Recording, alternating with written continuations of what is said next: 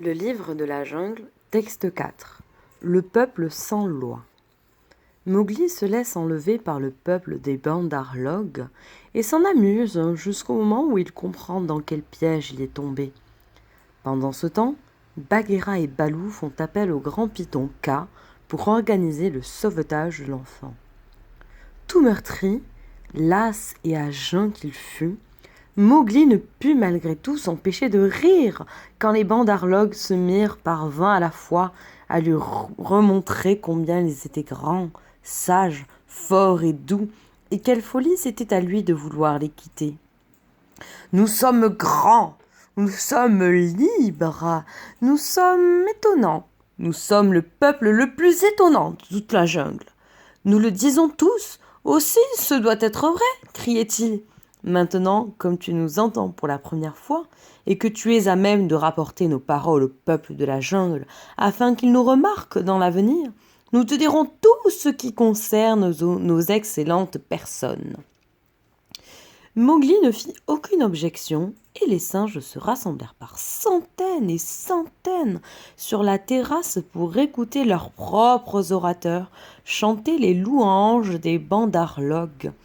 Et toutes les fois qu'un orateur s'arrêtait par manque de respiration, ils criaient tous ensemble « C'est vrai, nous pensons de même !» Mowgli hochait la tête, battait des paupières et disait « Oui » quand il lui posait une question, mais tant de bruit lui donnait le vertige. Tabaqui, le chacal, doit avoir mordu tous ces gens, songeait-il, et maintenant ils ont la rage. Certainement, c'est la désouanie, la folie. Ne dorment-ils donc jamais ? Tiens, voici un nuage sur cette lune de malheur. Si c'était seulement un nuage assez gros pour que je puisse tenter de fuir dans l'obscurité, mais je suis si lasse.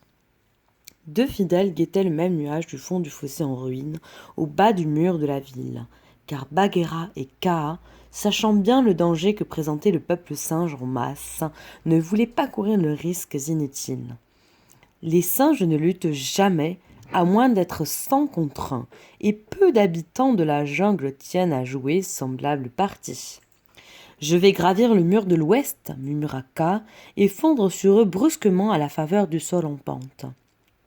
Ils ne se jetteront pas sur mon dos, à moi, malgré leur nombre, mais... Je le sais, dit Bagheera. Que Baloo n'est-il ici? Mais il faut faire ce qu'on peut. Quand ce nuage va courir la lune, j'irai vers la terrasse. Ils tiennent là une sorte de conseil au sujet de l'enfant. Bonne chasse, dit Kaa d'un air sombre.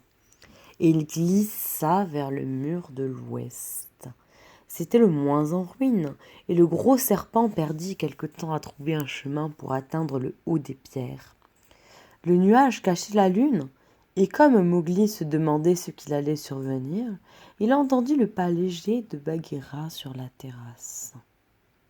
La panthère noire avait gravi le talus presque sans bruit, et, sachant qu'il ne fallait pas perdre son temps à mordre, frappait de droite et de gauche parmi les singes assis autour de Mowgli, en cercle de 50 et 60 rangs d'épaisseur. Il eut un hurlement d'effroi et de rage, et comme Bagheera trébuchait sur les corps qui roulaient en se débattant sous son poids, un singe cria « Il n'y en a qu'un ici! Tue-le! Tuez-le! Tue !» Une mêlée confuse de singes, mordant, griffant, déchirant, arrachant, se referma sur Bagheera, pendant que 5 ou 6 d'entre eux, s'emparant de Mowgli, le remorquaient jusqu'en haut du pavillon et le poussaient par le trou du dôme brisé. Un enfant élevé par les hommes se fut affreusement contusionné, car la chute mesurait 15 bons pieds. Mais Mowgli tomba comme Baloo lui avait appris à tomber, et toucha le sol les pieds les premiers. « Reste ici, crièrent les singes, jusqu'à ce que nous ayons tué tes amis, et plus tard nous reviendrons jouer avec toi, si le peuple venimeux te laisse en vie. »